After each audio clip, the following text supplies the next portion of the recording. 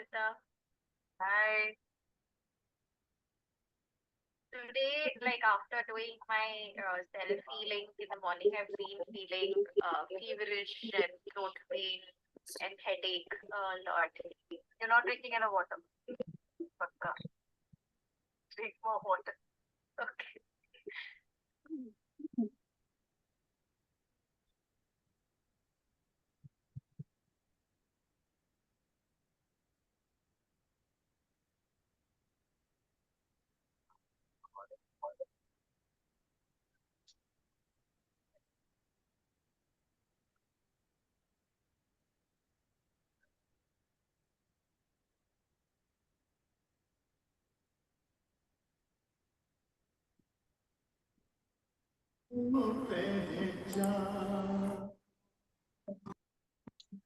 Don't know who this influence on.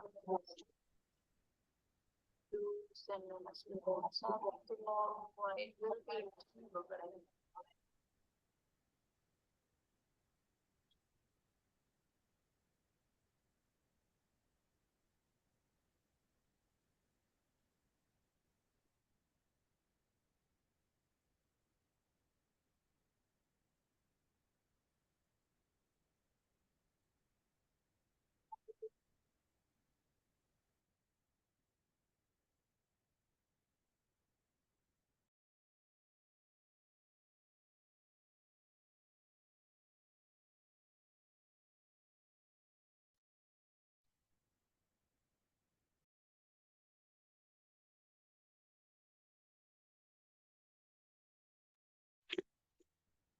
अब मैं करे करता झाड़ू पोछा बर्तन कपड़े सब मनापे करें तन्ने कर दिए मेरे हैं चाची कौन सी काम की है क्या देखी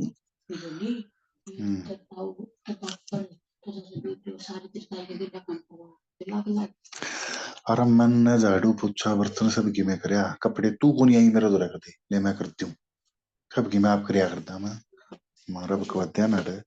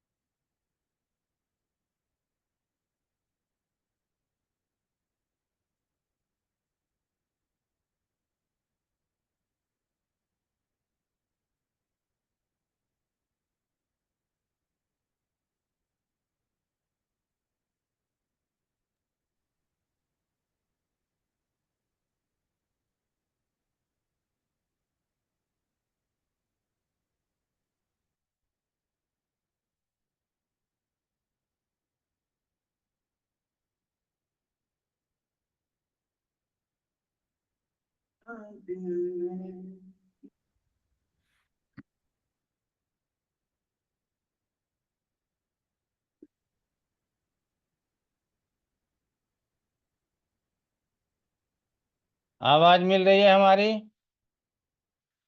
नमस्कार आप लोगों को। सर नमस्कार। नमस्ते सर। नमस्ते सर। नमस्ते। नमस्ते नमस्ते।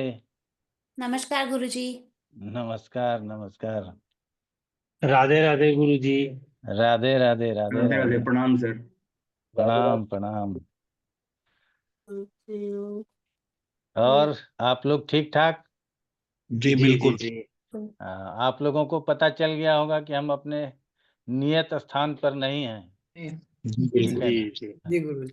तो फिर भी आज समय था तो हमने कहा कि आप लोगों के साथ बैठ करके कुछ चर्चा की जाए। तो आप लोगों के मन में पहले जो भी प्रश्न आया हो इस बीच में वो कर लें, उसके बाद हम लोग आगे बढ़ेंगे। जी गुरुजी नमस्कार प्रणाम। प्रणाम विशाल जी, बताइए।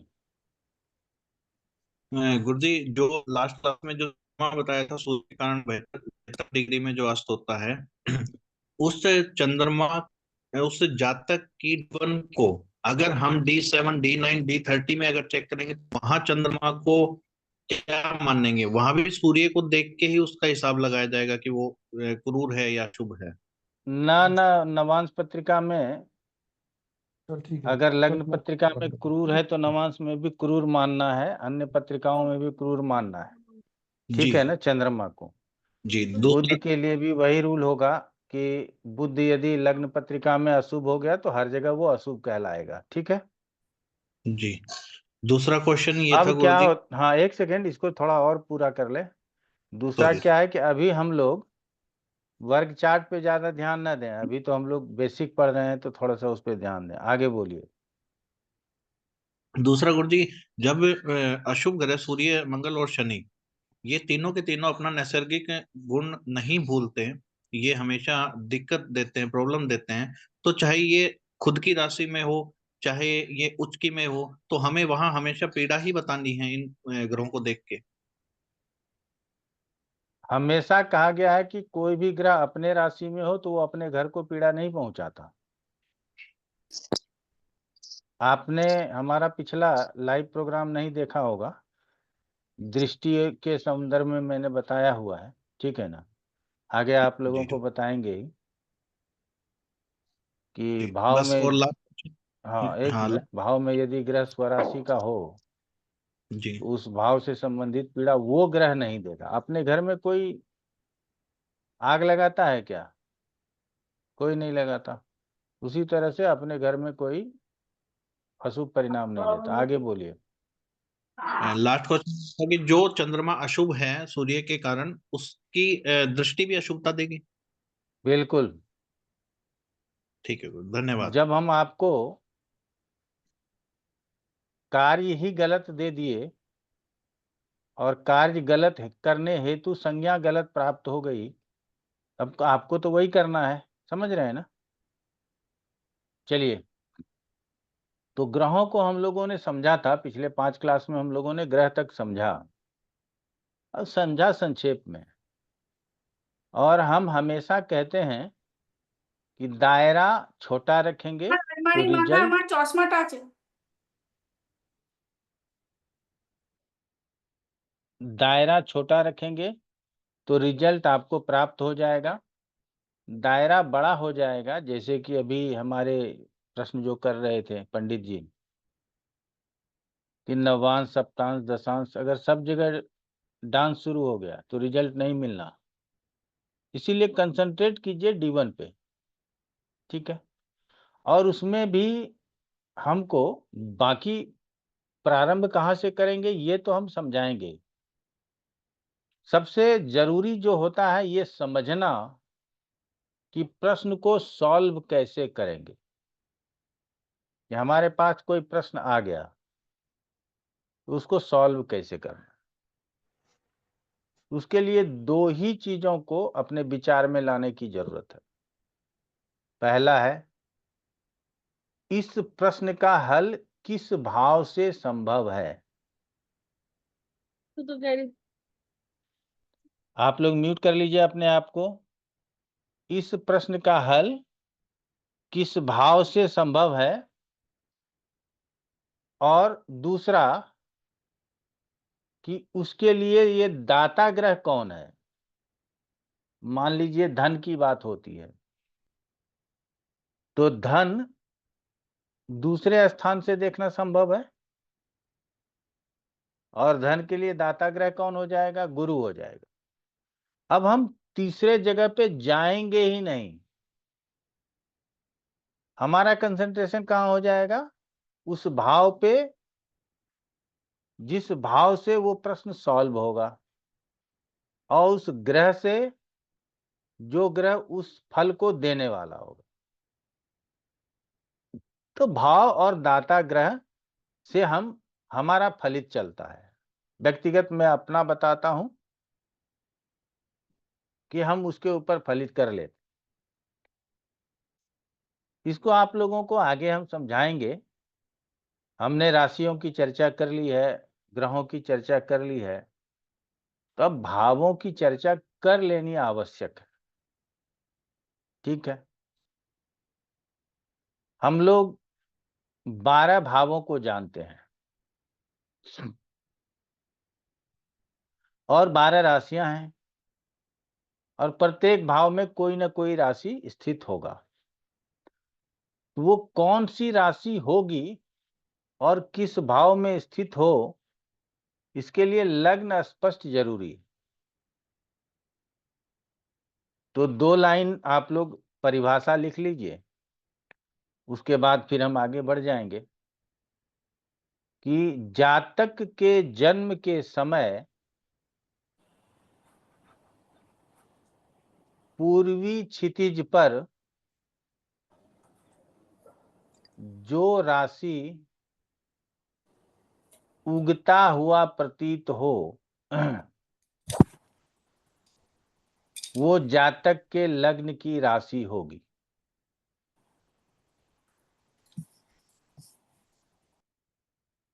तो हम कैसे समझेंगे? तो लग्न स्पष्ट संक्षेप में समझने के लिए YouTube पे हमने पढ़ाया है, आप लोग कई लोग उसको पढ़े होंगे। जो नहीं पढ़े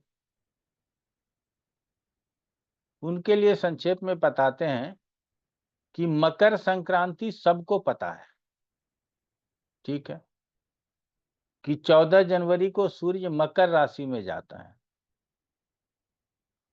तो इसका मतलब क्या है कि सुबह सुबह जब सूर्योदय होता है तो पूरब में होता है, इसका मतलब पूरब में मकर राशि का उदय होगा। तो 14 जनवरी से 14 फरवरी के मध्य सुबह सुबह लग्न में मकर राशि होगी सूर्योदय के आसपास।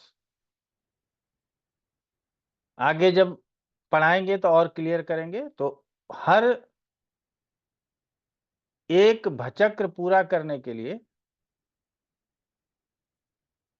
आप लोग अगर समय निकालना चाहेंगे तो पृथ्वी का एक मूवमेंट जो होता है वो 24 घंटे का होता है।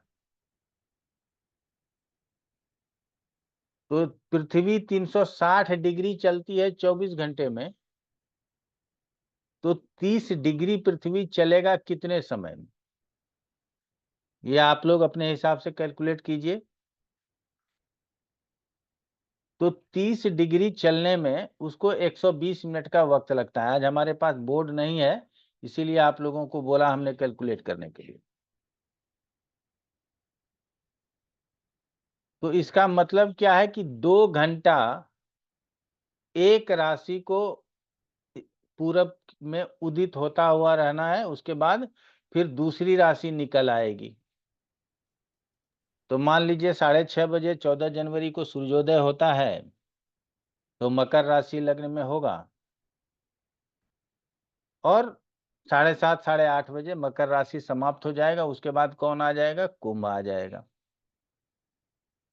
फिर 2 घंटे बाद कौन आ जाएगा? मीन राशि आ जाएगा। फिर 2 घंटे बाद लग्न में कौन सी राशि आ जाएगी? मेष राशि आ जाएगी। फिर 2 घंटे बाद, तो 12 दूनी 24, तो 12 राशि 24 घंटे में घटित हो जाएगा। और लग्न में जो भी राशि होगी उसके बाद अन्य राशियों को क्रमानुसार लिख देना है। उदाहरण के तौर पे आप लोगों को दिखाएंगे, तो अन्य राशियों को क्रमानुसार लिख देना है। अगर मकर राशि लग्न में आया किसी का जनवरी में 15 16 17 18 19 20, मतलब जनवरी के सुबह, जनवरी महीने के किसी भी दिन में यदि प्रातः जन्म हुआ हो सूर्योदय के आसपास, तो उसका जो है लग्न का डिग्री जो है, हाँ समझ जाएंगे, लग्न में मकर राशि होगी और सूर्य वहीं स्थित होगा। और 2 घंटे के बाद सूर्य मकर राशि के साथ 12वें भाव में दूसरे भाव में 12वें में चला जाएगा। और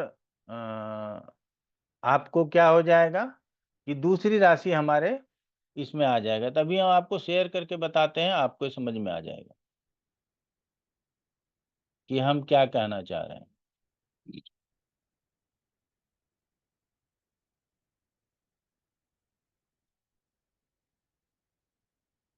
मानना है, हमको मानना है कि हम ये 18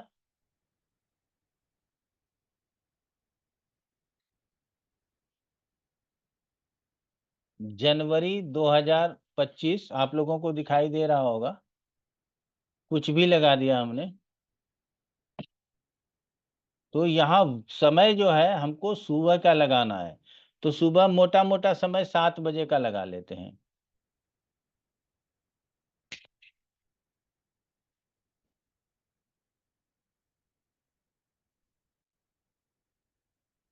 तो आप लोग क्या देख रहे हैं कि सूर्य राशि लग्न में है और मकर लग्न आ गया, सुबह 7 बजे का लगाया था। ठीक है, 7 बजे के आसपास सूर्योदय होता है, 1 डिग्री का लग्न है। अब 9 बजे का लगा देंगे या 9:30 का लगा देंगे,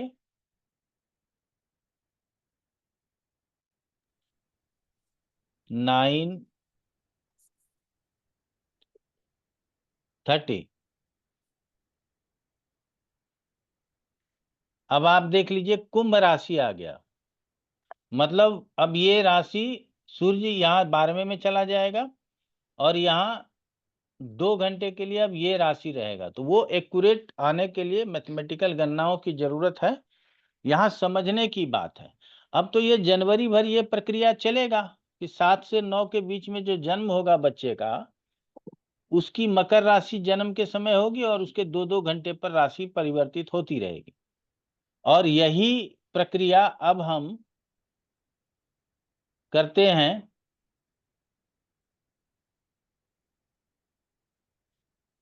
20 फरवरी लगा दिया मैंने,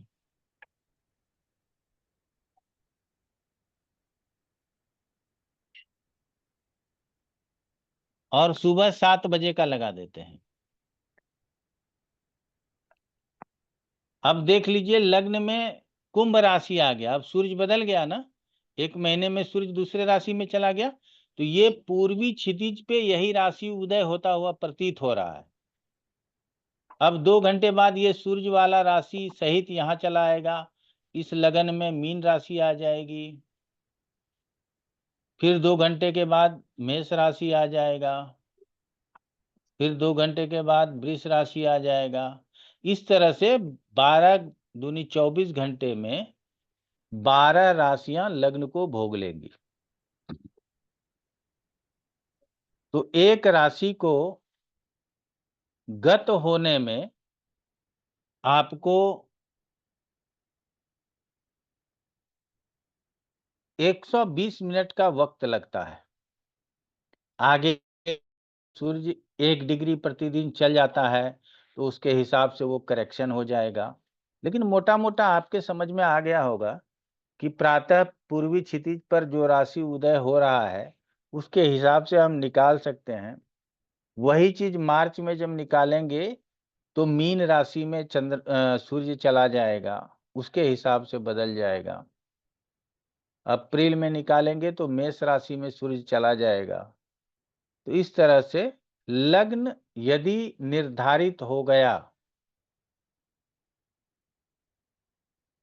तो अन्य ग्रहों को पहले तो अन्य राशियों को क्रमानुसार लिख देंगे। किसी का वृष लग्न आया मान लिया जाए, अब वृष के बाद मिथुन, मिथुन के बाद कर्क, कर्क के बाद सिंह, सिंह के बाद कन्या, कन्या के बाद तुला। इस प्रकार से सभी राशियों को हम 12 भावों में बिठा देंगे। तो ये हमारा भाव कंप्लीट हो जाता है और उस समय जो ग्रह जितने डिग्री का होगा वो हम कैलकुलेशन के द्वारा प्राप्त करके वहां लिख देंगे, तो ग्रह वहां स्थित हो जाएगा। ये हम पूरे गणितीय पद्धति से इस क्लास में नहीं बताते, क्योंकि आप लोग जानते हैं कि ये क्लास एडवांस प्रिडिक्टिव एस्ट्रोलॉजी का है, तो सिर्फ प्रिडिक्टिव पार्ट ही यहाँ बताया जाएगा। लेकिन आप लोगों को समझना है, पुनः एक जानकारी आप लोगों के लिए, कि कुंडली में कभी कभी क्या होता है, गलत कुंडली हमारे सामने उपस्थित हो जाती है।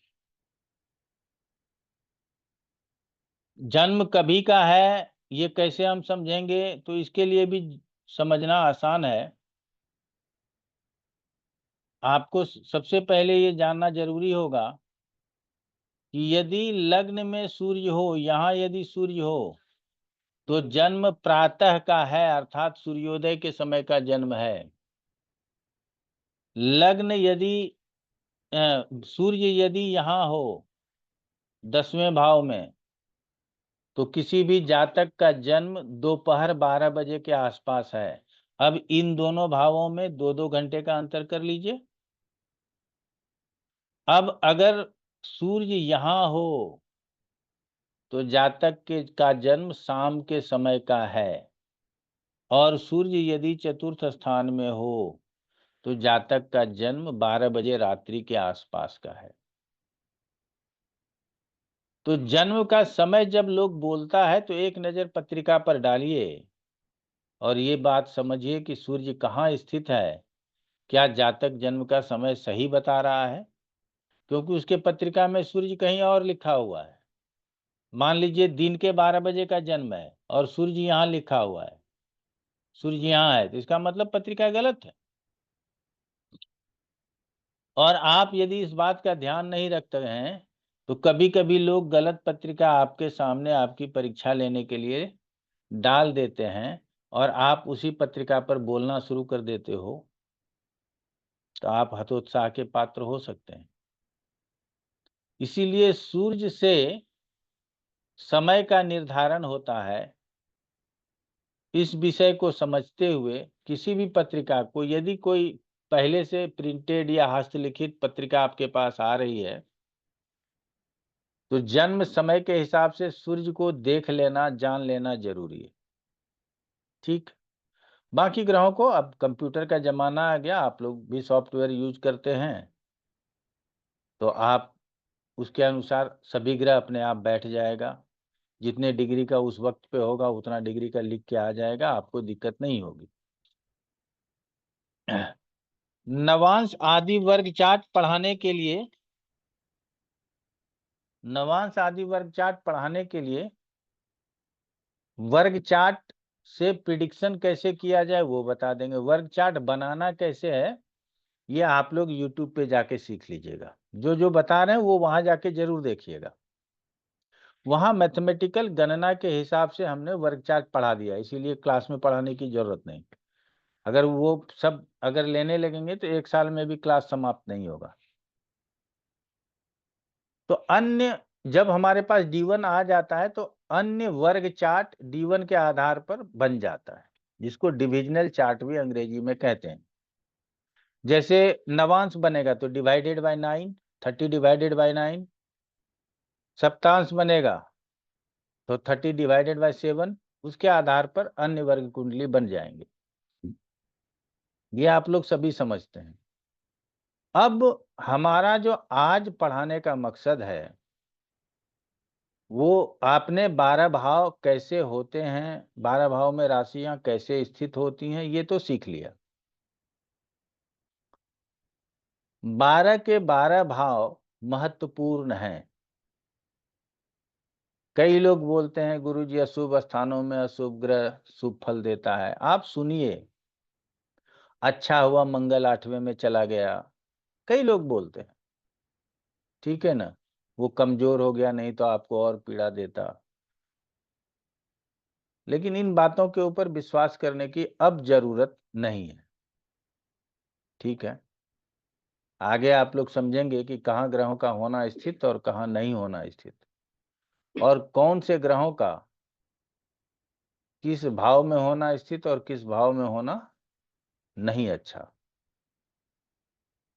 ठीक है, तो अब सबसे पहले हमारे पास लग्न ही उपस्थित होता है। चंद्रमा को राशि परिवर्तन के लिए 2.25 दिन का समय चाहिए होता है, और लग्न को राशि परिवर्तन के लिए अभी हमने बताया आपको 2 घंटे का वक्त लगता है। इसीलिए पत्रिका देखने के लिए लग्न सर्वोपरि है। क्लियर हो गया? अब एक एक शब्द भाव के लिए आप लोगों को बताना चाहेंगे, उसको यदि आप लोग याद रख लिए तो आज समझ लीजिए कि 30% ज्योतिष कंप्लीट हो जाएगा। समझ गए? तो लग्न से तन का विचार होगा। अब तन का मतलब बहुत लोग नहीं समझ पाए हैं, तो संपूर्ण शरीर मानिए, नख से लेकर के बाल तक।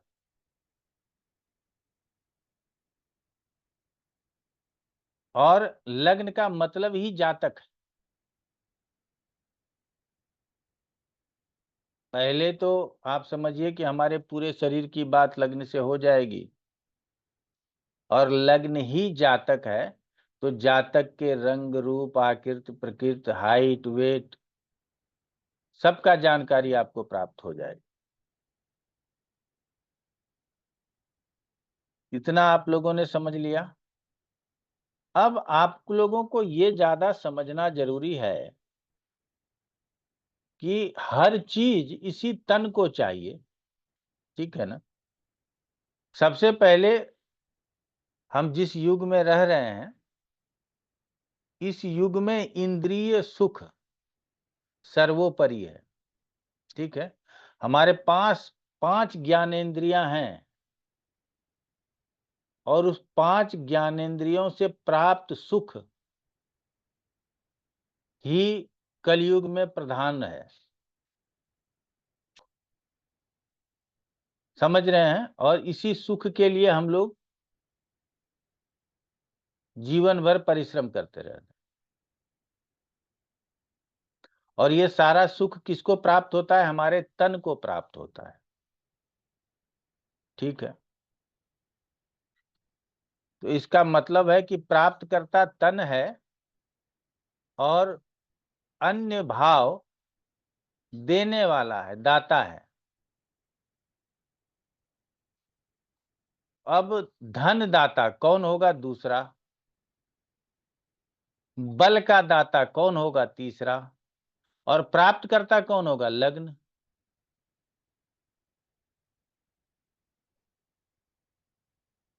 तो अब ज्योतिष में तन से संबंधित, अब तन से संबंधित जो सबसे ज्वलंत प्रश्न होता है वो होता है स्वास्थ्य।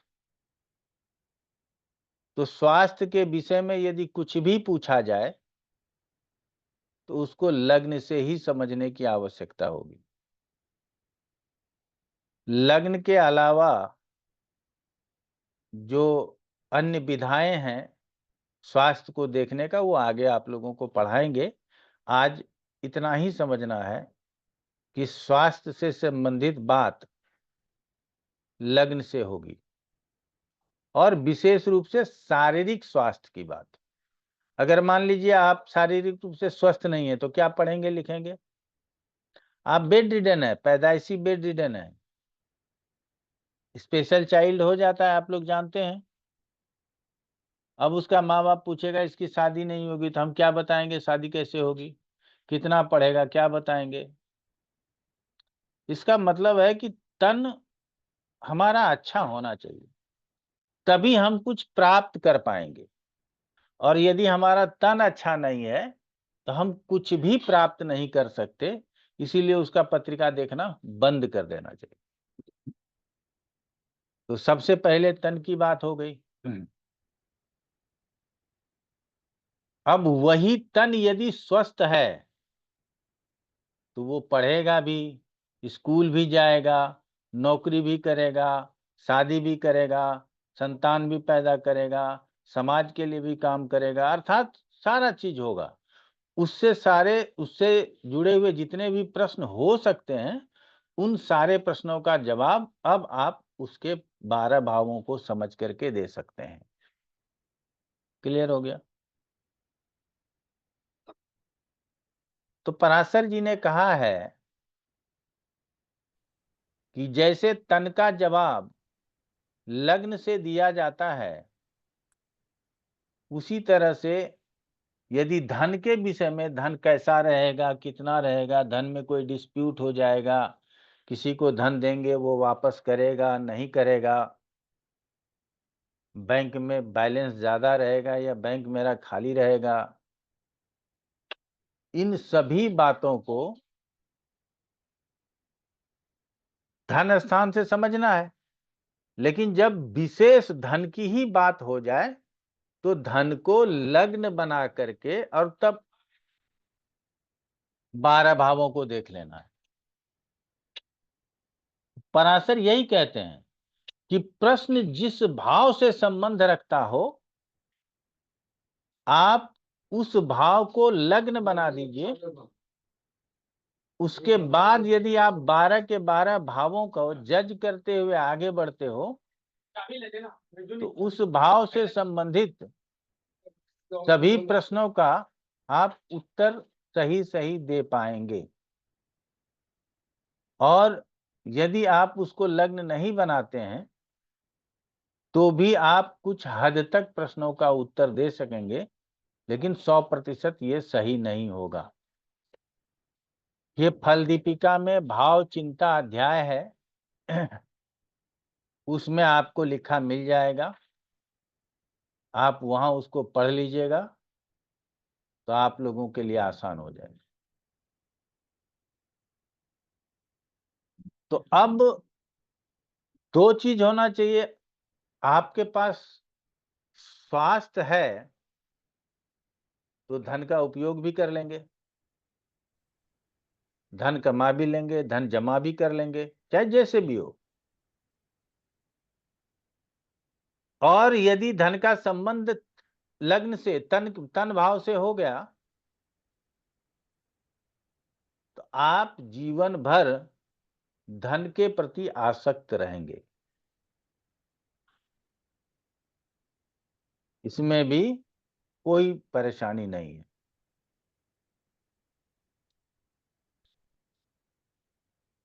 तो लग्न जिस भाव से संबंध रखेगा, आगे संबंध बताएंगे किस तरह का संबंध होता है, उस भाव के साथ जातक का जुड़ाव अधिक हो जाता है। कई लोगों को देखेंगे कि वो पैसे के पीछे परेशान रहता है अपने जीवन में। कई लोग होते हैं उसको पैसा नहीं चाहिए, वो खेल कूद में उसको मन लगता है, बुढ़ापे में भी वो बैडमिंटन खेलते नजर आ जाएंगे। कई लोगों को देखेंगे कि वो अपने संतान की बहुत चिंता करता है, उसको स्कूल ले जाना लाना, अच्छा परवरिश देना, अच्छा पढ़ाई लिखाई करवाना।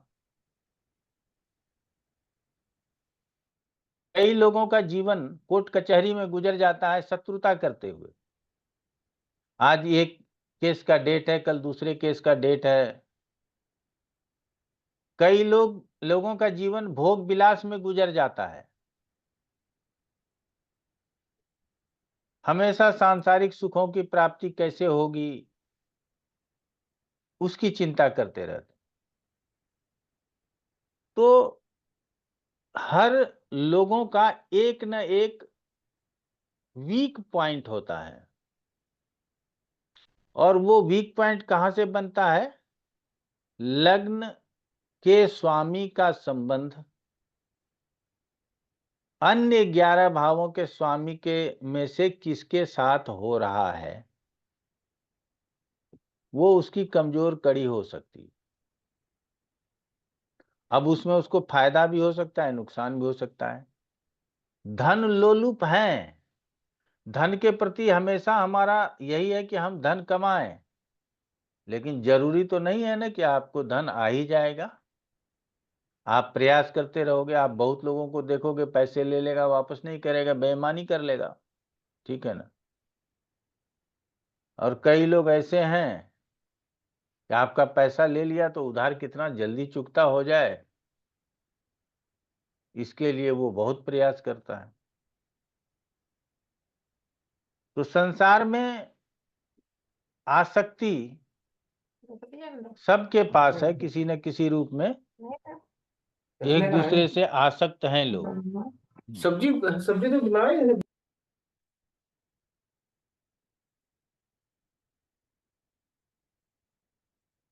तो हमारा यही कहना है कि आसक्ति जो है वो कहाँ से प्राप्त होगा? तो लग्नेश के अन्य भावों के साथ संबंध होने से। ये तो एक मूल प्रश्न था। अब हम इस प्रश्न को अभी यहीं विराम दे देते हैं, आगे बढ़ लेते हैं और 12 भावों में जाने का प्रयास करते हैं।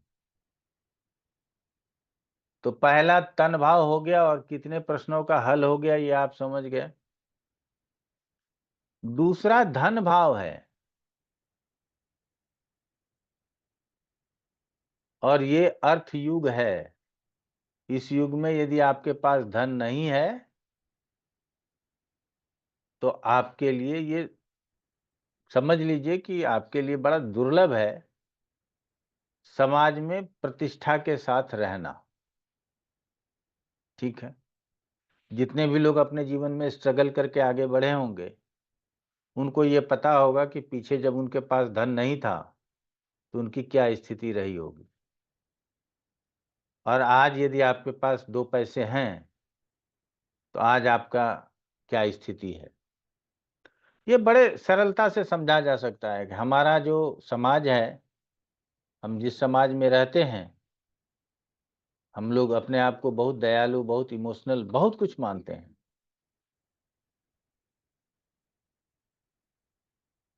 लेकिन रियलिटी ये होता नहीं है। ठीक है,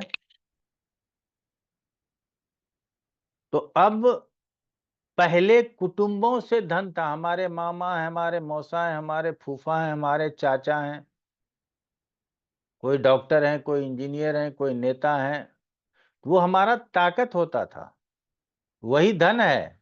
अगर उसमें से कोई गरीब भी रह जाए तो सबकी मदद से वो भी उसी परिवार में जी खा लेता था और अच्छा रहता था। अब ऐसा नहीं है।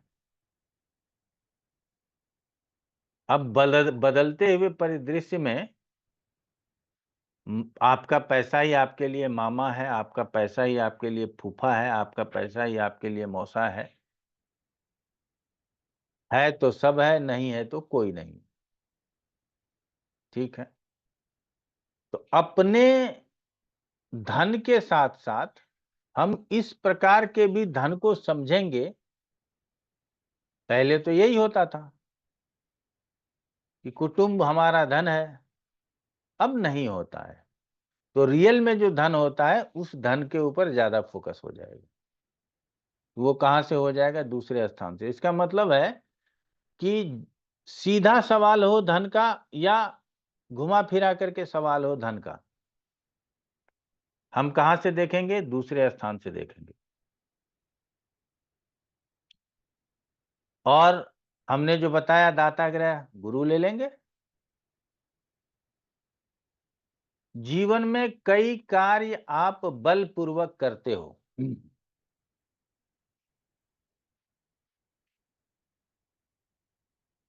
आप गाड़ी की सफाई करते हो, बलपूर्वक करते हो, ताकत लगता है, शारीरिक श्रम लगता है। एक दूसरे से लड़ाई झगड़े करते हो जिसमें कि फिजिकल होते हो, हाथापाई करते हो, उसमें बल लगता है।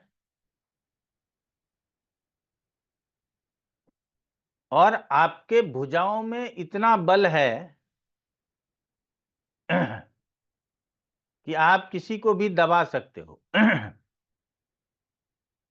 और यदि आपके मसल पावर, आपके स्वयं के मसल्स नहीं हैं, लेकिन आपका प्रभाव इतना है कि आपके एक आवाज पे 10-100 लोग आ सकते हैं, इसका मतलब है कि आप मसल मैन हो। आपका सिक्स पैक नहीं है, उससे कोई लेना देना नहीं है, लेकिन आपका पराक्रम है। तो शारीरिक श्रम से किए जाने वाले कार्य, बलपूर्वक किए जाने वाले कार्य से संबंधित जितना भी प्रश्न आएगा वो सब तीसरा भाव हल करेगा।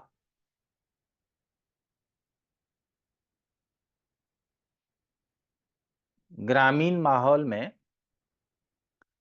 जिसके 5 भाई हुआ करते थे ना, उससे कोई लड़ाई नहीं करता था, क्योंकि वो बल था उसका। 5 भाई है,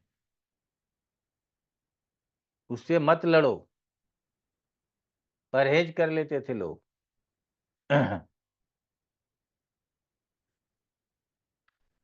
दूसरे तरीके से ये भी समझ सकते हैं कि एक जगह 80% 90% हिंदू है, 10% अल्पसंख्यक हैं, तो वहां अल्पसंख्यक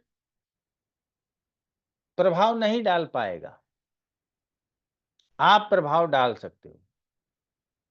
और जहां वो 70% है और आप 30% हो, तो आपका प्रभाव खत्म हो जाएगा। इसका मतलब है कि आप पहले सोच रहे हो कि वो 70% है, उससे आपको दब के रहना है, कमजोर रहना है। ऐसा हमारे सामाजिक व्यवस्था में भी है। क्लियर हो गया? तो हमने भाइयों के साथ उदाहरण दिया, तो भाई से संबंधित, बल से संबंधित, पराक्रम से संबंधित, ठीक है। और अपने जीवन में हम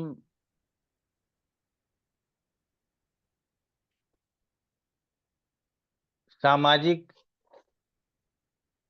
रूप से क्या, एक धर्म के रूप में, एक धार्मिक व्यक्ति होने के कारण, एक ही धर्म के व्यक्ति होने के कारण समूह के द्वारा आ रहे हैं। विजय जी, हमने देख लिया है आपका हाथ, हमको रोकिए मत बीच में, हम आ जाएंगे आपके पास, आप अपना प्रश्न रखिएगा। समूह के द्वारा जो प्रभाव डालता है, वो प्रभाव भी हम तीसरे से देखते हैं। जी हाँ, बोलिए विजय जी।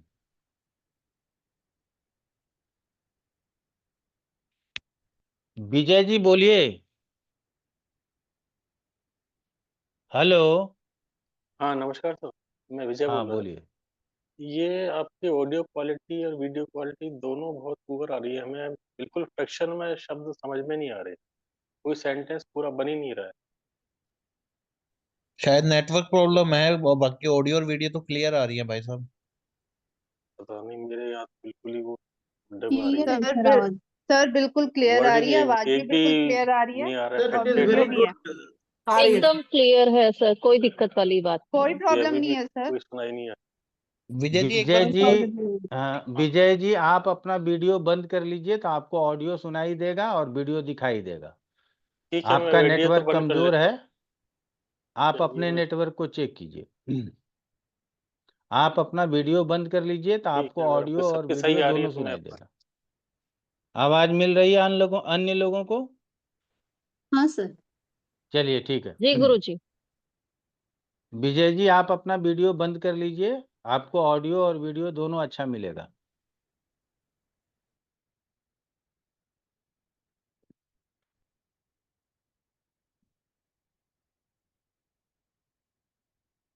चलिए आगे बढ़ लेते हैं। तो आप लोगों ने समझ लिया कि तीसरे से बल का बात होगा, भाई का बात होगा, पराक्रम का बात होगा, शारीरिक श्रम का बात होगा। शारीरिक श्रम से कौन हमें मदद करता है? नौकर, चाकर, ड्राइवर, माली, इलेक्ट्रीशियन, प्लम्बर, कारपेंटर, सबकी बात होगी। कहां से हो जाएगी? Third house. जूनियर फ्रेंड, आप समझिएगा बोलने का। एक तो फ्रेंड होता है, ठीक है, एक होता है जूनियर फ्रेंड, जो आपसे उम्र में छोटा है लेकिन आपका मित्र है। ऐसा फ्रेंड आजकल वर्क प्लेस पे ज्यादा मिलते हैं, कि कोई 40 साल का आदमी है वो, और कोई 30 साल का आदमी है वो, दोनों एक ही टाइप का वर्क कर रहा है, तो आपस में उसमें दोस्ती हो गई, लेकिन है तो वो उम्र में जूनियर। तो ऐसे जूनियर के लिए भी थर्ड हाउस, वो भी आपका ताकत है। अगर आप एक ही पोजीशन पे हो, अगर आप काम नहीं कर रहे हो तो आप उसको बोल देते हो कि मेरा भी काम आज देख लेना, आज हम छुट्टी पे रहेंगे, स्वास्थ्य ठीक नहीं है, तो वो भी आपको मदद करता है।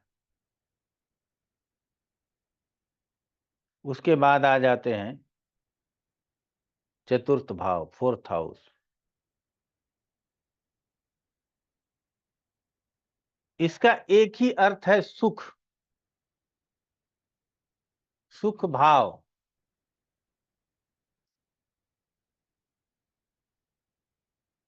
और कैसा सुख? संसार में प्राप्त होने वाले सभी सुख।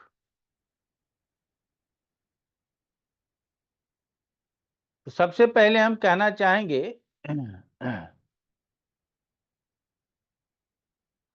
कोई बच्चा है 2 महीने का, 4 महीने का, 6 महीने का, उसको भी तो सुख चाहिए ना। लेकिन क्या उसको मकान का सुख चाहिए? क्या नहीं चाहिए उसको। माँ के गोद से ही वो, गोद को ही वो अपना मकान समझ लेगा। उसको गर्मी लग रही है, उसको एसी चाहिए क्या? नहीं। माँ के आंचल से जो हवा मिल जाएगी वही उसके लिए काफी है।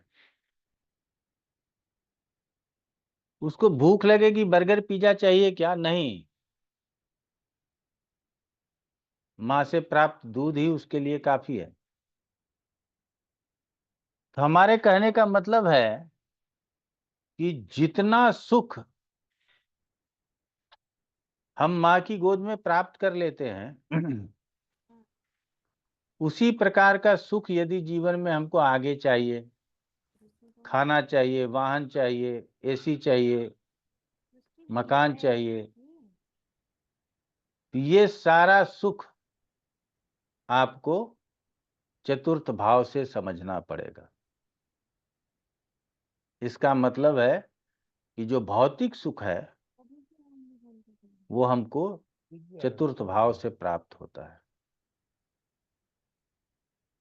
ठीक है, तो ये सारा सुख पहले हमको माता से प्राप्त होता था, तो माता को भी चतुर्थ से ही देखेंगे। माँ की गोद में सब आनंद में रहता है, किसी को कोई तकलीफ नहीं होता।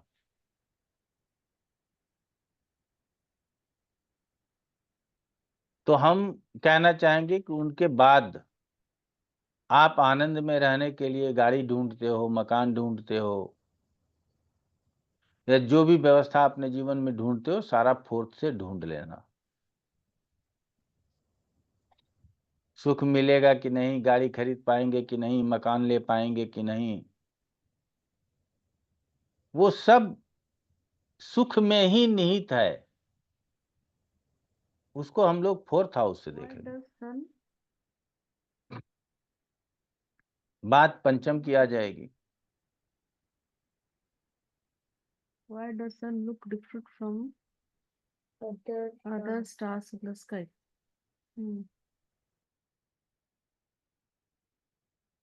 अच्छा ना, कभी कभी लोग पता नहीं जब बोलने लगते हैं तब अनम्यूट कर लेते हैं। आप घर में बात कर रहे हो तो म्यूट करो, आपका अनम्यूट हो जाता है। तो 5वें भाव से सुत, सुत का मतलब क्या होता है? संतान।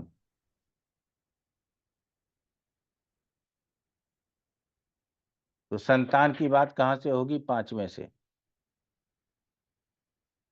और आपके मोहल्ले में, आपके पड़ोस में, आपके समाज में, आपके परिवार में जिसको संतान नहीं होता, तो वो क्या कहते हैं?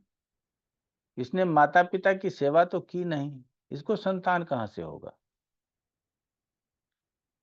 इसने पूर्वजों का तो कोई मदद किया नहीं, इसको संतान कहां से होगा? इसका मतलब है कि ये जो भाव है ये पूर्वार्जित कर्मों का भाव है। अगर पूर्वार्जित कर्म आपके अच्छे हैं तो आपको संतान होगा, कोई नहीं रोक सकता। और यदि आपके पूर्वार्जित कर्म अच्छे नहीं हैं तो आपको संतान नहीं होगा। समझ रहे हैं ना? उसके बाद जब हायर एजुकेशन की भी बात आती है, कई लोगों को मैंने देखा, आप लोग भी देखे होंगे, स्कॉलर है, एकेडमिक एजुकेशन में इंटरमीडिएट तक स्कॉलर रहा, हायर एजुकेशन की बात आई थी, बहुत अच्छा पढ़ लिख सकता था, बहुत आगे बढ़ सकता था, लेकिन उसके पिता की मृत्यु हो गई, घर की जिम्मेदारी उसके कंधों पर आ गई, वो आगे नहीं पढ़ पाया और इंटरमीडिएट के बाद ही किसी न किसी रूप में नौकरी करने लगा और अपना जीवन यापन करने लगा। तो ये जो परेशानियां आई, ये आपके वजह से नहीं है, ये पूर्वार्जित कर्मों से ये हमें प्राप्त है। नहीं तो हम इतने अच्छे स्टूडेंट थे, स्कॉलर थे, सब चीज था, लेकिन ऐसा दंड ऊपर वाले की तरफ से आया कि उसके बाद हमको कुछ करने का अवसर ही प्राप्त नहीं हुआ।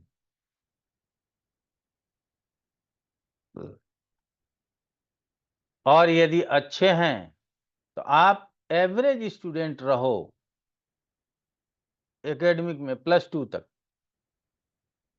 कई लोगों को देखेंगे बहुत किसी तरह से 10वीं 12वीं कर लिया, बाद में आईएएस निकाल लेता है, आईपीएस निकाल लेता है। समझ रहे हैं ना? अभी एक फिल्म आई थी ना, 12वीं फेल आईपीएस, ऐसे कुछ करके फिल्म आई थी, आप लोगों ने देखा भी होगा। तो वो कौन है? वो वही है जिनके पूर्वार्जित कर्म अच्छे हैं। 8वीं पास कई ऐसे नौजवान होंगे आज भी जो पेट्रोल पंप पर पेट्रोल बांट रहे होंगे, लेकिन क्या वो सब धीरू भाई अंबानी बनेंगे क्या?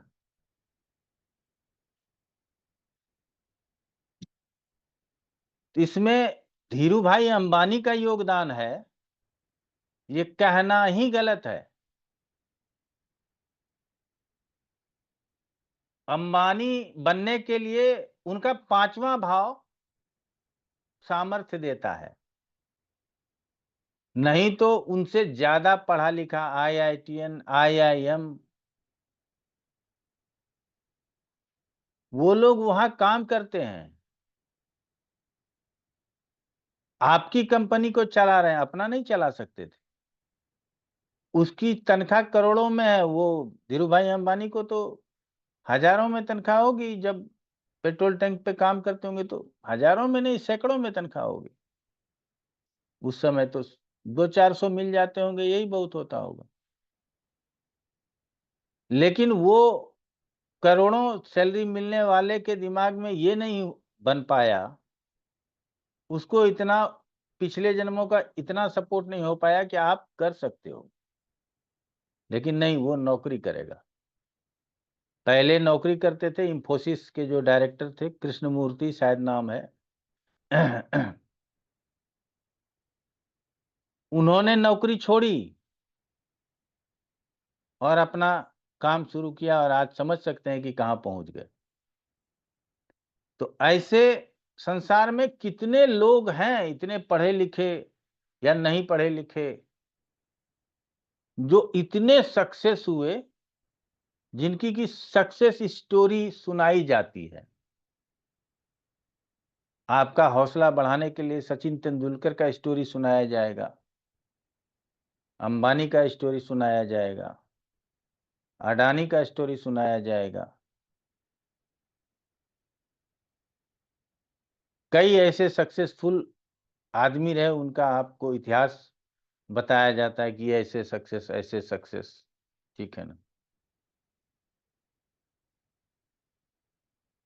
लेकिन सक्सेस वो स्वयं नहीं है, उसके पीछे उसके पूर्वार्जित कर्म आए हैं। इस जीवन के भाग्य से भी वो उतना नहीं जा सकता, लेकिन पिछले जीवन का जो कर्म था ना वो साथ आया, इसीलिए इतना गया। तो हम लोग पुनर्जन्म में विश्वास रखते हैं और पिछले जन्मों में किए हुए पाप और पुण्य हमको अगले जन्मों में या अगले कई जन्मों तक भोगना पड़ता है, इस बात को मानते हैं। और इस बात को समझने के लिए पांचवा हाउस हमें मदद करता है। तो ऐसी सफलता जो बियॉन्ड इमेजिन हो, उसके लिए पांचवा हाउस ठीक है। आज के जमाने में आपको पुत्र संतान हो गया तो इसके लिए भी पांचवा हाउस। आपके जमाने में आप एवरेज रहते हुए बहुत अच्छा पैसा कमा रहे हो, आप उसके लिए पांचवा हाउस। केजरीवाल दिल्ली का मुख्यमंत्री बन जाता है, अभी नहीं है, ठीक है, उसके लिए पांचवा हाउस। धीरूभाई अंबानी इतने बड़े उद्योगपति बन गए, उसके लिए पांचवा हाउस। मोदी जी प्रधानमंत्री बन गए, उनके लिए पांचवा हाउस। ये सब फिफ्थ हाउस वाले हैं, नाइन्थ को बाद में देख लेंगे, ये सब फिफ्थ हाउस वाले हैं।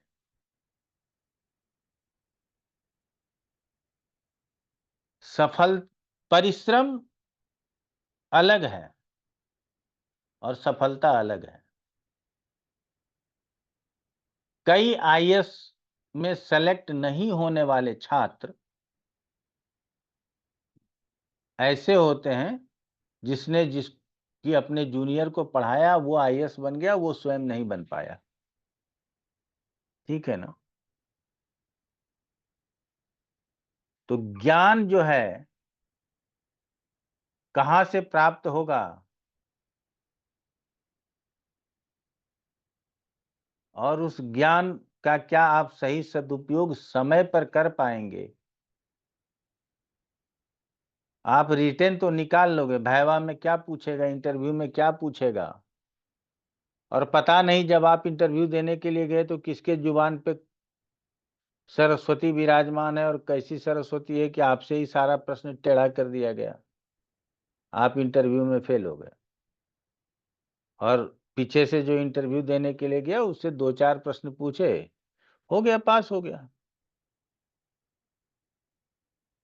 तो यहां जो आपको फेवर मिलता है, ये फेवर पांचवें से प्राप्त हो सकता है।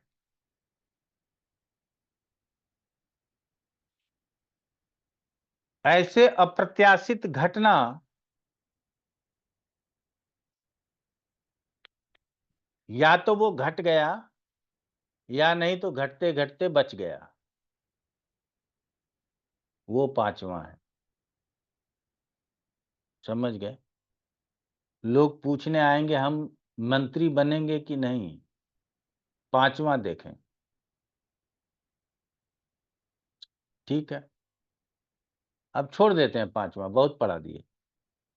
छठा, शत्रु।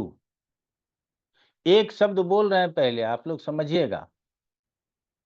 पांचवें को सुत बोला था और सुत संतान से हमने आपको समझा दिया सारी बातें। छठे के लिए कौन सा शब्द आया? शत्रु। किसका शत्रु? हमारा शत्रु। कौन है? रोग है। कौन है? कर्ज है। जीवन में बहुत कर्ज है, वो हमारे लिए शत्रु हो गया। निपटाते रहिए, निपटाते रहिए, चलाते रहिए, अंत नहीं है। रोग हो गया, परेशान रहिए, अधीर हो जाइए।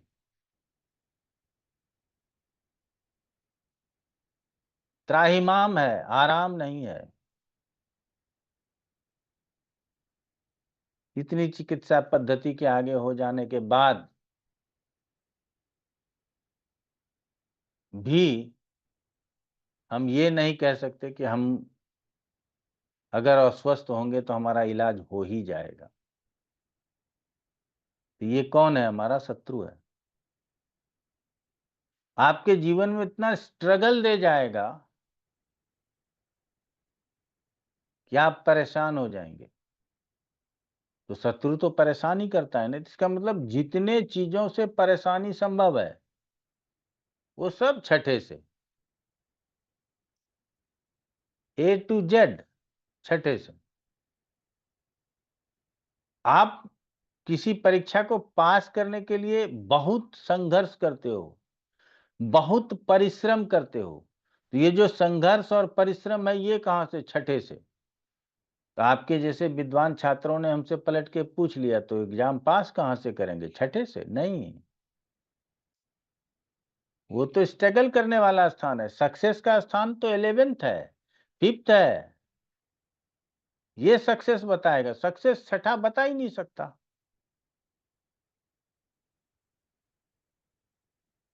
तो शब्दों का अंतर हो गया। स्ट्रगल कहां से आ रहा है?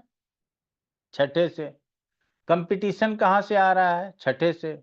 सक्सेस कहां से आ रहा है? 5वें से। सक्सेस कहां से आ रहा है? 11th हाउस से। तो ये हमको जानना जरूरी होगा कि हमको स्ट्रगल देखना है। बच्चा पढ़ रहा है, कंपटीशन की तैयारी कर रहा है या नहीं कर रहा है, या उसमें इतना सामर्थ्य है कि वो इस तैयारी में जी जान से जुटेगा या नहीं जुटेगा, वो छठा बताएगा।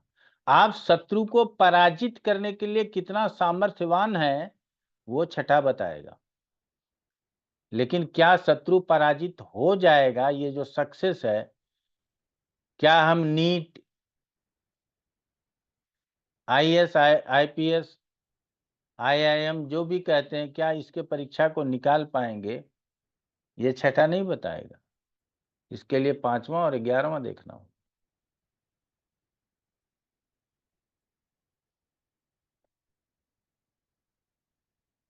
शत्रु छठे से विजय नहीं, लेकिन हम लोग कहते हैं, किताबों में कई जगह पे लिखा गया है, आप सूरवीर होंगे। मंगल छठे में है, जातक सूरवीर होगा, विजयी होगा।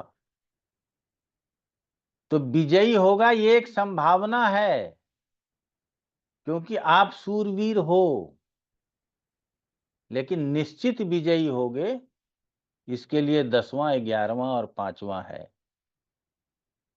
ठीक है ना? खूब लड़ी मर्दानी वो तो झांसी वाली रानी थी, लेकिन हश्र क्या हुआ?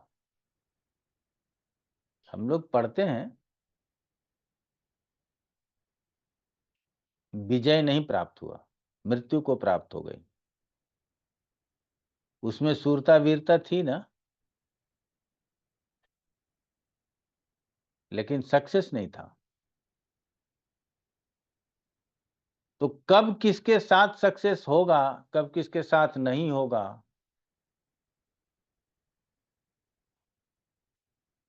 ये सब 5वां 11वां बताएगा, छठा नहीं बता सकता।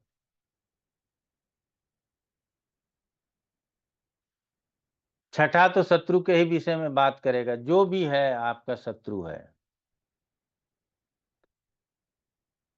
शत्रु से संबंधित, स्ट्रगल से संबंधित, परिश्रम से संबंधित, कंपटीशन से संबंधित, हर शब्द अलग है।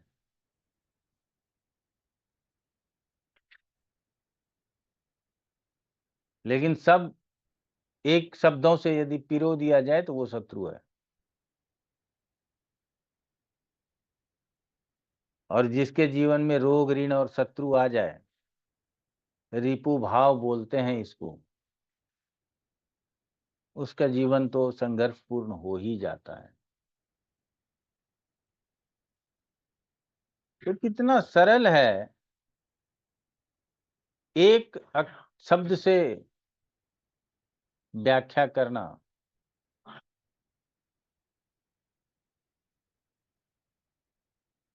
अगर हम उसको तत्व से जाने तो आप लोग जानते हैं इस्कॉन वाले ने भी गीता की व्याख्या की है, नाम हम उनका भूल गए हैं। अगर आप लोगों को उन आचार्य का नाम याद हो तो आप बता सकते हैं। गुरुजी मेरे दिमाग प्रभु से शीलपाद। जी, प्रभुपाद। हाँ शीलपाद। प्रभुपाद। और कुछ है? ठीक है, प्रभुपाद भी चल जाएगा, इतना सा भी काम चलेगा। उन्होंने जो व्याख्या की है वो अलग है, और महात्मा गांधी ने जो व्याख्या की है वो अलग है, और हम जो व्याख्या करते हैं वो भी अलग है। आप जो व्याख्या करेंगे वो भी अलग है। तो ये जो अलग है यही तत्व है। हम किसी भी चीज को तत्व से जानते हैं, आकार से नहीं जानते। आप हमको, जो हमसे उम्र में बड़े भी हैं क्लास में, वो भी गुरुजी बोलते हैं, वो भी प्रणाम गुरुजी बोलते हैं। तो आप इस भौतिक शरीर को नहीं बोल रहे हो। अगर हमारे अंदर जो ज्योतिष है, वो जो तत्व छुपा हुआ है, आप उस तत्व का सम्मान करते हो। तो उसी तरह से यदि हम तत्व से ज्योतिष को सीखें तो हमारे लिए बड़ा सरल हो जाएगा। इसीलिए हमने कहा कि एक एक शब्दों की व्याख्या करेंगे, आप लोग समझिएगा। लिखाने का होता तो लिखा दिए रहते। उत्तर कालामृत आपके पास आ गया है, पढ़ लीजिएगा। लेकिन पढ़ने में उतना मजा नहीं आएगा जितना अभी हमारे समझने में मजा आ जाएगा। ठीक है ना? आगे बढ़ लेते हैं। सप्तम भाव, इसको जाया भाव कहते हैं। पत्नी के लिए पति और पति के लिए पत्नी। ठीक है? ये गृहस्थ का भाव भी कहलाता है।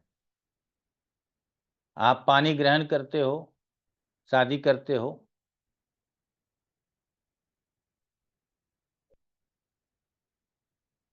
और पति पत्नी के बीच गृहस्थ जीवन में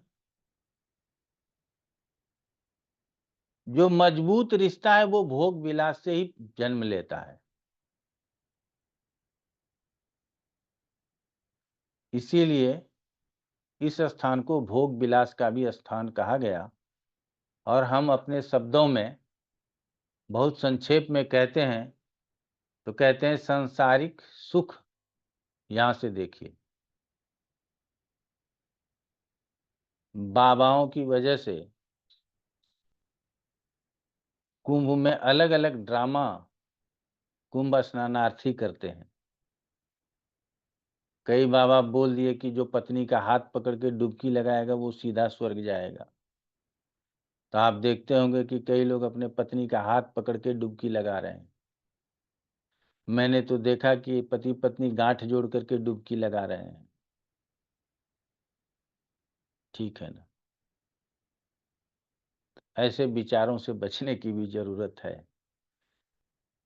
और गृहस्थ जीवन, सांसारिक सुखों को प्राप्त करना ही गृहस्थ जीवन का मुख्य आधार है। और आगे जब आप लोगों को पढ़ाएंगे ना, भावात भावम, भाव से भाव तक, तो चतुर्थ से सुख, तो चतुर्थ से चतुर्थ स्थान सप्तम स्थान होता है, उससे भी सुख, लेकिन उसके पहले लगा दीजिए सांसारिक सुख। और चतुर्थ में हमने क्या बोला था लगाने के लिए? भौतिक सुख। ये केंद्र के जो 4 भाव हैं, लग्न है शारीरिक सुख, दशम है आर्थिक सुख, सप्तम है सांसारिक सुख, चतुर्थ है भौतिक सुख। ये चारों सुख भाव हैं। लेकिन हम लोग चतुर्थ और सप्तम को विशेष रूप से सुख भाव मानते हैं। तो यहाँ जाया स्पाउस हाउस जो कहा गया उसी का विश्लेषण करते रहो आप।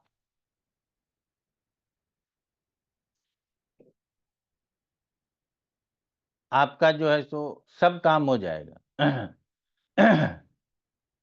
पार्टनर की बात यहीं से होती है, क्योंकि आपको यदि जीवन में आगे बढ़ना है, सांसारिक सुख प्राप्त करना है और धन कमाना है, अपने पास कम पूंजी है तो पूंजी लगाने वाला एक पार्टनर ढूंढ लेते हैं। हम बिहार में हैं, रोजी रोटी के तलाश में दिल्ली पहुंच गए, तो यात्राएं की हमने, लंबी यात्राएं की। कई लोग अमेरिका चले जाते हैं, यूएस चले जाते हैं या यूके चले जाते हैं, नहीं कुछ तो हनीमून मनाने चले जाते हैं, नहीं कुछ तो 3 दिन 2 रात तो गुजारो गुजरात में, ऐसा प्रचार होता है। विदेश वाले भी बहुत ऑफर देते रहते हैं, तो चले जाते हैं घूमने फिरने। ये सब क्या है? ये सब 7वां भाव है।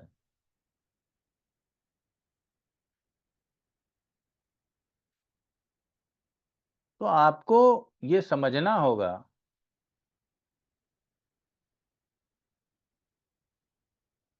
कि हमको जीवन में कैसा प्रश्न आएगा, उसके लिए कौन सा भाव सेलेक्ट करना है। तो आप रट्टा लगा लोगे, 100 शब्द पढ़ लोगे, वो भूल जाओगे। लेकिन अगर आज का विश्लेषण याद रहा तो नहीं भूलोगे। चलिए ठीक है। और सबसे मजे की बात है, मैं अगले क्लास में स्थिर कारक पढ़ाऊंगा।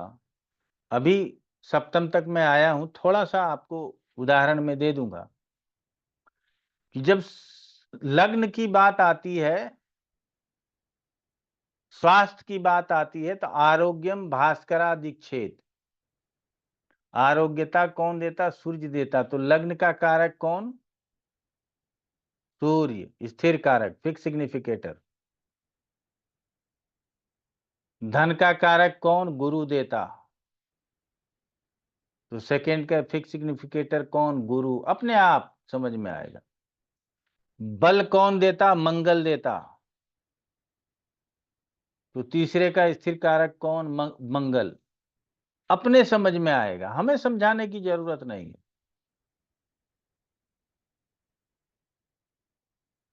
सुख का कारक कौन? चंद्रमा।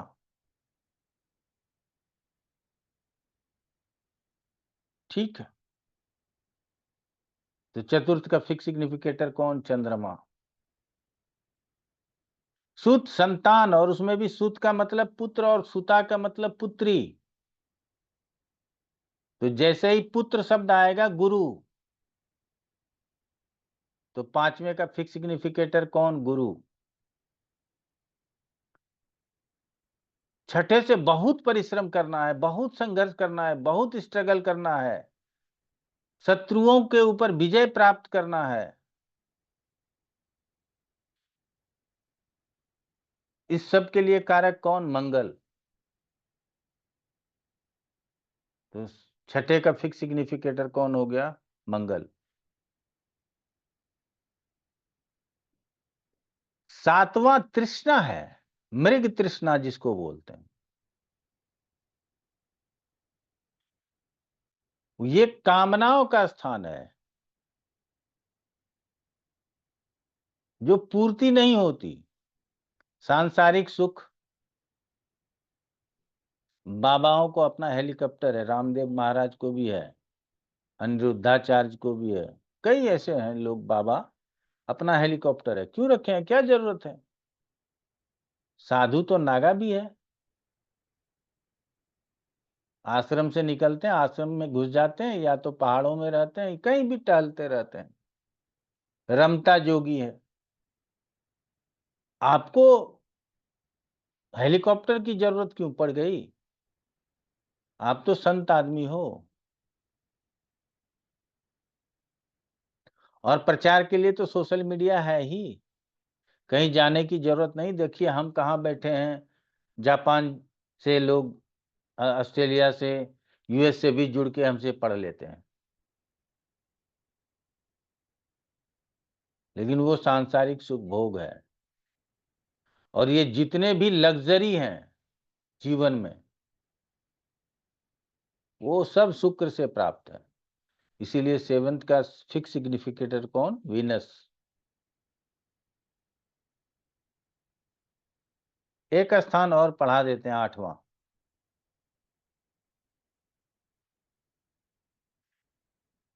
इसको दुख स्थान बोला गया, लेकिन ये है आयु का स्थान। क्या आयु निश्चित है?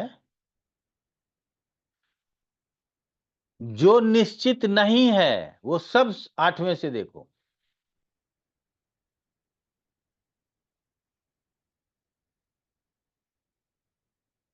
जो विरासत से प्राप्त है, लोग बोलते हैं इनहेरिटेंस, वो 8वें से देखो।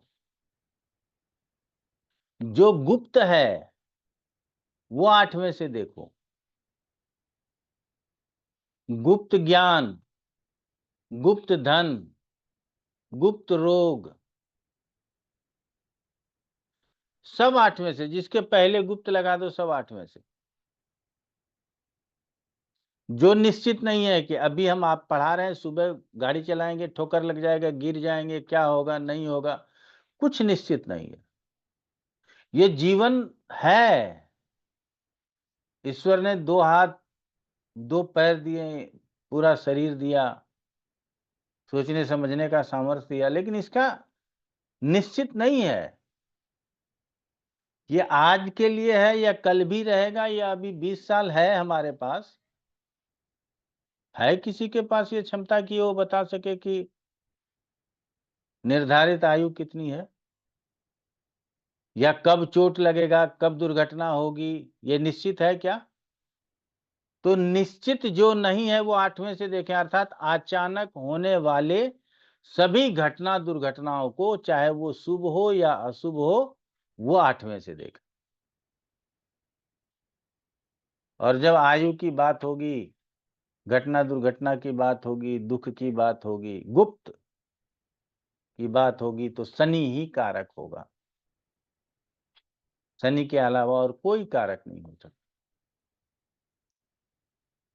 तो इसीलिए अष्टम के फिक्स सिग्निफिकेटर कौन?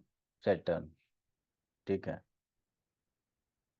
आज हमारे तरफ से इतना ही रहेगा। 4 भावों को आगे पढ़ लेंगे, ठीक है ना। हम उम्मीद करते हैं कि 8 भाव जीवन में भूलेंगे नहीं। ऐसे ही समझने का प्रयास कीजिएगा। मन में कोई भी प्रश्न आ रहा हो तो कर लीजिए।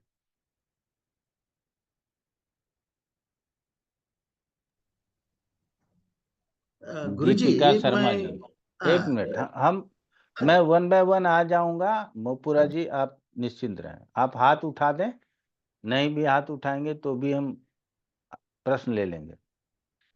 दीपिका शर्मा जी। जी सर। सर पहले तो बोलना चाहूंगी, आज का जो पाठ है, आज का जो लेसन था वो बहुत ही इंटरेस्टिंग था, बहुत अच्छा था, बहुत बहुत आनंद आया। सो बहुत बहुत धन्यवाद उसके लिए। दूसरा, हम लोग जब सूर्य कहाँ पर है, अपने पूरे किस भाव में है, उससे भी हमें समझ में आ जाता है कि जातक का जन्म किस टाइम पे हुआ है। एक अ, एक किसी के जन्म जन्म कुंडली मेरे पास है। उनका जन्म जो है वो मतलब 1:45 AM पे हुआ है, लेकिन सूर्य जो है उनके वो तीसरे घर में है। तो वो मुझे कुछ कंफ्यूजन लग रहा है, क्योंकि 1:45 सूर्य तीसरे घर में नहीं होना हो चाहिए था, सकता है, हो चौथे सकता में। है, अच्छा। तीसरे में भी हो सकता है सूर्य, आप चिंता न करिए। 12 बजे के 1 घंटा आगे 1 घंटा पीछे चतुर्थ में रहेगा, तीसरे में सूर्य है तो 1:45 का जन्म हो सकता है। अच्छा, मुझे लगा कुछ गलत तो नहीं है उसके अंदर। ना ना, कोई गलत नहीं। ठीक है, ठीक है, धन्यवाद गुरुजी। अंकित शर्मा जी। गुरुजी प्रणाम। प्रणाम। गुरुजी मेरा प्रश्न ये था कि अभी जो उत्तर कालामृत पुस्तक में पढ़ रहे थे, आपने बताया था पढ़ने के लिए, तो उसमें विद्या का भाव दूसरा भी बताया है और चौथा भी बताया है, वो बुद्धि का पांचवा बताया है। तो हाँ विद्या हाँ, का भाव कौन सा है? ये बुद्धि में थोड़ा सा गलती हो गया है। विद्या का भाव दूसरा भी है, तीसरा भी है, चौथा भी है, पांचवा भी है, नवा भी है। ठीक है, जी अब यहाँ तक हम आपको पढ़ाएंगे आगे, ठीक है ना। गुरुजी एक और प्रश्न है। आप एक एक सेकेंड, थोड़ा सा हमको जवाब देने का भी अवसर मिलना चाहिए, ठीक है ना, गुरु जी हैं हम, है ना। तो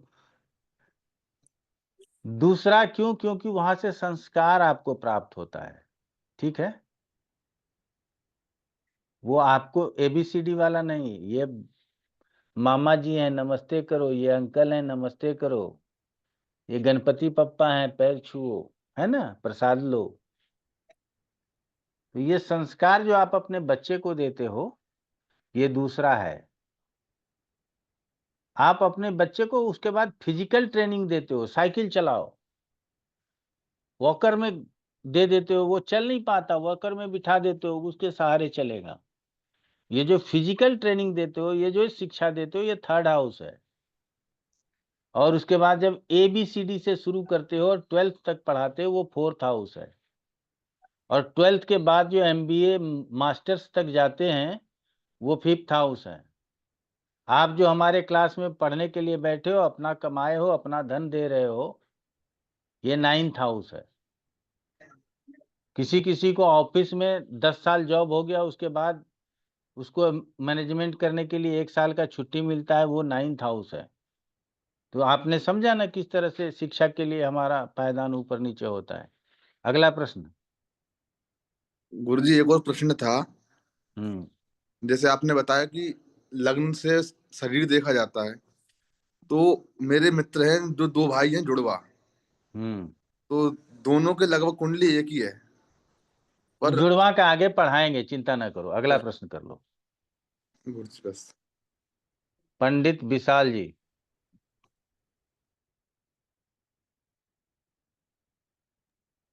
जी नमस्कार गुरुजी।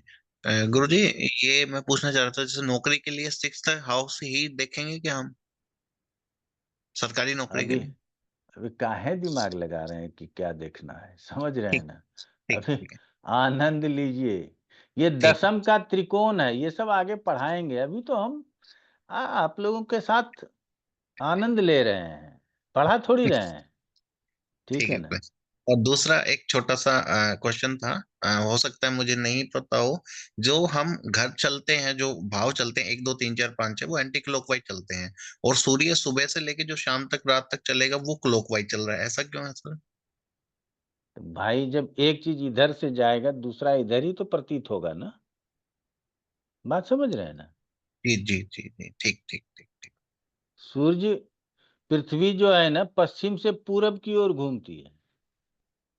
हाँ जी हाँ तो जी। सूर्य पूरब से निकलता है और पश्चिम की ओर जाता हुआ प्रतीत होता है, बस सिंपल। ठीक चलिए, है। अच्छा है। इंदु दुबे जी। प्रणाम गुरुजी। प्रणाम प्रणाम। सर मेरे को ये पूछना था, जैसे फोर्थ हाउस से मदर का सुख और भौतिक सुख जैसा डिनोट किया मदर से, वैसा बताया। जैसे सपोज किसी की मदर बचपन में ही एक्सपायर हो गई, उसको वो माता का सुख नहीं मिला, परंतु भौतिक सुख सारे हैं उसके पास। इस चीज को सॉल्व करने के लिए आगे आपको सिखाएंगे कि जी मदर को प्रॉब्लम है लेकिन उसको सुख सारा है, लेकिन उसकी माँ जी बीमार है या गुजर गई, इसको कैसे, एक ही भाव के दो फल हैं, एक अच्छे और एक बुरा, कैसे, ये सिखाएंगे। पांचवें से हायर एजुकेशन बहुत ले लिया, संतान है ही नहीं, इसको कैसे देखेंगे, तो ये सब आप लोगों को सिखाएंगे, ठीक है ना। जी जी। राम कृष्ण मोपुरा जी, मोपुरु जी। Guruji, not related to this today's subject. ये क्वेश्चन पूछ रहा हूँ। आप कभी क्वेश्चंस लेते रहते हैं क्लासेस, एक मैं कई वीडियोस देखा हूँ, कल का भी आज देखा हूं मैं। वो उसके बारे में कभी हमको इंडिकेशन दीजिए ना ये ग्रुप में, so that we will also participate in that. वो मिलेगा, आप लोगों को भी आगे ग्रुप में आने का मौका मिलेगा, चिंता मत कीजिए। अभी ये जैसे एपीए खत्म होगा ना, तो आप हमारे ऑर्नामेंट्स हो जाएंगे, ठीक है ना। हम उसकी सफाई जो हर महीने करते रहते हैं, ठीक है, तो इसके लिए चिंता मत कीजिए। वो जो पुराने स्टूडेंट हैं उनके साथ हमारा एक स्पेशल क्लास हर महीने होता है, ठीक है ना। और कोई प्रश्न? सुचिंता जी बताइए। प्रणाम गुरुजी। मुझे लगता प्रणाम है प्रणाम। मैं भी बाद में क्लास में शायद सीखूंगी, मगर फिर भी मैं कर लेती हूँ। जो जैसे फिफ्थ हाउस से पूर्वार्जित कर्म, उससे संतान होती है, मगर कभी कभी संतान परेशानी का भी कारण हो जाता है। मैंने बहुत सारे ऐसे लोगों को देखा है जो बहुत डिस्टर्ब रहते हैं, बड़े हो गए हैं, नौकरी कर रहे हैं, मगर फिर भी मम्मी पापा बहुत परेशान हैं। तो इसको इसको हम लोग कैसे समझें? ये क्या बाद में क्लास में हम लोग जी, समझेंगे? इसको जब हम लोग फिफ्थ हाउस पढ़ेंगे तो संतान अच्छे कर्म वाला या बुरे कर्म वाला, स्पेशल चाइल्ड या नॉर्मल चाइल्ड, ये सब अलग से पढ़ेंगे, अलग से सीखेंगे, ठीक है ना। ठीक है तो गुरुजी। लगेगा, थोड़ा वक्त लगेगा, आप लोग धीरे धीरे चलिए, कोई दिक्कत नहीं, ये सब पढ़ेंगे। आशुतोष मिश्रा जी। प्रणाम गुरुदेव। प्रणाम अ, प्रणाम।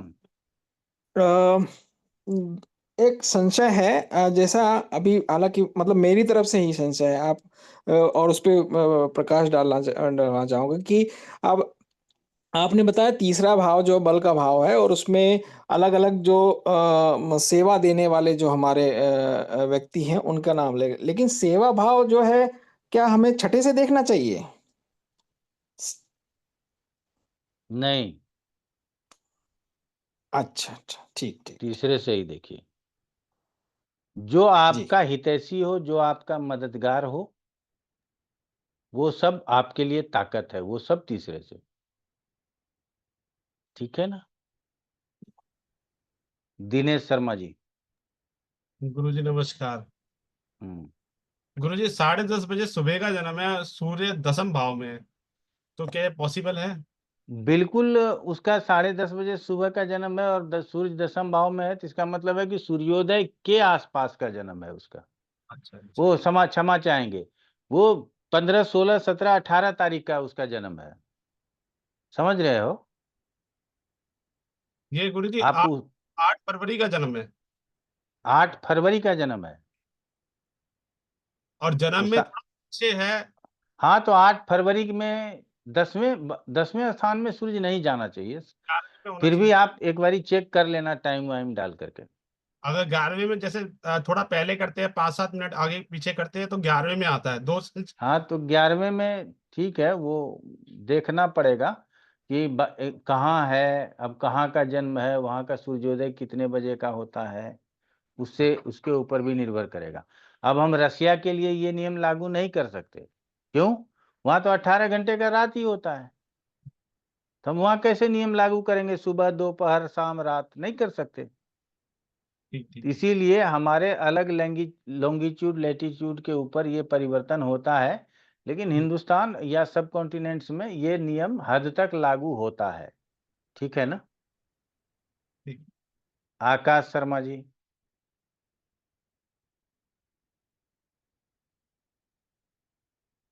आकाश शर्मा जी, आपने हाथ खड़ा किया हुआ है। जी सर, मेरा क्वेश्चन है सर, जैसे आप बता रहे थे कि कोई भी हाउस होता है उसको लगन बना लेते हैं, तो उसके बारे में हमको चेक करना हो तो, जैसे अगर प्रॉस्पेरिटी सुख वगैरह चेक करना है तो हम चौथे भाव को बना लेंगे। तो जब बना लेते हैं लगन उसको, तो उसके साथ जो हमारा ओरिजिनल लगन होता है उसका रिलेशन चेक करा जाता है, या फिर पूरा का पूरा कुंडली अलग तरीके से ही उसको देखा जाता है लगन बना के? ये आपके सामर्थ्य के ऊपर निर्भर करेगा। पहले तो जिस भाव से संबंधित प्रश्न हो उसको लगन लगा दीजिए, सारे प्रश्नों का हल मिल जाएगा। लेकिन लग्नेश के साथ संबंध को सर्वोपरि मैंने पहले ही बताया आपको। आज भी हमारा पहले का 20 मिनट हमको लगता है कि लग्न सर्वोपरि है, यही कहने में लग गया है, ठीक है ना। तो वो आपको आगे और भी सिखाएंगे, आप चिंता न करें। लेकिन हम जिस भाव से संबंधित प्रश्न आए उसको यदि लग्न बना करके देखेंगे तो हम उसके सारे प्रश्नों का हल दे पाएंगे। आगे बना करके आपको दिखाएंगे और बताएंगे भी। ठीक है। नीलम जी बताइए। गुरुजी, जैसे आपने बोला कि सेवा भाव जो है वो तीसरे हाउस से है, तो सारे जैसे एनजीओ हैं या जो सेवा भाव से काम करते हैं वो भी हम थर्ड हाउस से ही देखेंगे? डाक, parcel, communication, mobile, SMS, WhatsApp, ये सब भी हमारा सेवा करता है, समझ गए ना। तो ये सब भी थर्ड हाउस से ही देख लेंगे। और एनजीओ आप वगैरह? हाँ हाँ बिल्कुल जी, थैंक यू। चलिए, फिर वही मैं कहूँगा कि आप लोग परेशान मत होइएगा। ये हमारे लिए परेशानी है कि हम क्लास अब्सेंट कर रहे हैं। 15 मार्च तक कुछ क्लास ऊपर नीचे होता रहेगा, इसके लिए आप लोग चिंता मत कीजिएगा। और कभी कभी शॉर्ट नोटिस पे क्लास कैंसिल हो जाए तो उसके लिए मन में कोई अफसोस नहीं रखिएगा। अगर हम कल ट्रेन पे बैठ गए तो परसों आपका क्लास 100% हो रहा है, मतलब बृहस्पतिवार का 100% क्लास हो रहा है। परसों यदि हम ट्रेन पे बैठ गए तो, और यदि परसों नहीं तो फिर बृहस्पतिवार को ही बैठे तो आपका क्लास संभव नहीं है। 3 टिकट बने हुए हैं मंगल के, क्षमा चाहेंगे, बुध, बृहस्पति और शुक्र के। जो टिकट कंफर्म हो गया कोटा लगवाएंगे, उस पर निकल जाएंगे। तो यदि रास्ते में रहे तो क्लास नहीं ले पाएंगे, घर पहुंच गए तो क्लास ले लेंगे। आप लोग थोड़ा सा कोऑपरेट कीजिएगा, ठीक है ना। नमस्कार। नमस्कार। नमस्कार। गुरुजी। नमस्ते गुरुजी। नमस्ते नमस्ते।